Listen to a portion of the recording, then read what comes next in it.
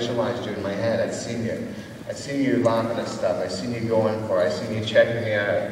I didn't see Michael looking at my crotch, but hey, I'm living in London. I'm a funny guy, right? I'm only funny to hairdressers. Simply said, you should be a comedian. I'm not funny. You got to be in the business because I relate to you and I do what you do and you know I do it. No, I forgot the question. No, I did. So I said to the girls backstage, I do it, darling, I do it. You ever heard this term, you can lead a horse to water, you can't make it drink? Our job is to add a little salt to your diet. So I'm just saying, what everybody has to find, I don't care what it is, you've got to find, and Tommy can redirect this, you've got to find your own values. Tommy was sharing a story with me that after every experience of shampooing in the salon, he decided to make the experience memorable, he would give the client or the guest a breath mint. Okay, just think about that for a second. So you could think, well, I could do that, I'm not going to do it. One of his team girls said, I'm going to do that. She's seen the value. What was her value? She said, a lot of my clients have stank breath. But point being, she's seen value in it. So what you've always got to figure out for your managers, what values would they see on having a more successful team? You can't place values on people.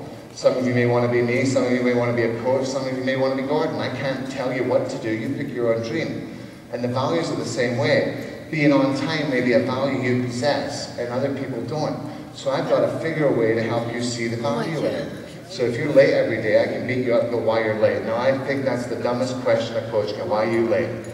I was in my salon in Oklahoma, and only in Oklahoma, but I take this excuse. Why are you late? Kathy said to me, my rooster attacked me. I said, girl, I've heard every excuse in the book, and I'm going to take that one. Because if you come in the car and go, a giant rooster attacked me, there's only one excuse I want to hear if you're late, you have diarrhea, because I don't need proof. I'll believe you. So what I'm saying to that person who's chronically late, you've got to talk to them about the profession and the difference you want to be. You told me you want to be successful. Do you think being here 15 minutes late is helping you get closer to your goal or further away?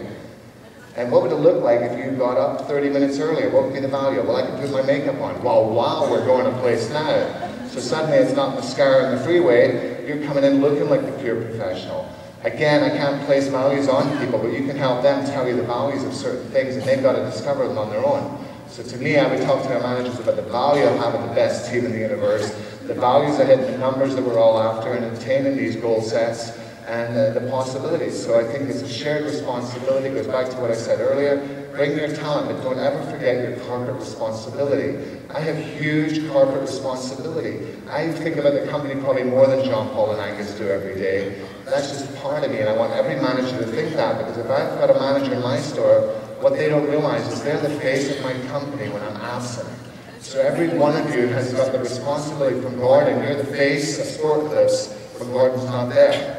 When your area director's not there, all these people, you've got to take them. When I train people at Paul Mitchell, and I say, when I leave town, you're the face of Paul Mitchell. What does your image say?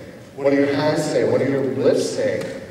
Because that responsibility we share, and if they're prepared to take that responsibility, I'm prepared to coach them until I'm blue in the face to help make the difference in their lives.